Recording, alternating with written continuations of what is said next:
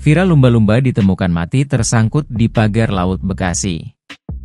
Seekor lumba-lumba ditemukan mati mengapung di pagar laut di perairan Kampung Paljaya Desa Segara Jaya, Kecamatan Tarumajaya, Kabupaten Bekasi, Rabu, 22 Januari 2025. Dari kesaksian nelayan sekitar, Markum 45 tahun mengatakan bangkai lumba-lumba itu diperkirakan berukuran panjang 1,5 meter.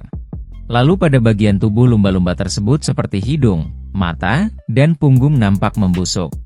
Bangkai ikan laut berjenis mamalia itu rupanya sudah terlihat sejak Selasa, 21 Januari 2025. Sejak kemarin tersangkut pagar laut, kata Markum kepada awak media, Rabu, 22 Januari 2025. Menurutnya, lokasi penemuan lumba-lumba mati sejauh 2 km dari daratan di perairan Kampung Paljaya itu adalah yang pertama kalinya.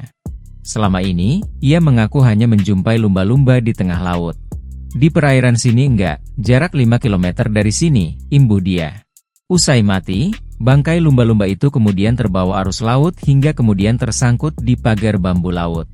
Penyebab kalau tidak karena jaring atau ketabrak kapal atau kesangkut jaring, jelasnya. Markum mengungkapkan jika bangkai lumba-lumba itu tidak akan dievakuasi, sebab nantinya badan ikan tersebut akan hancur perlahan.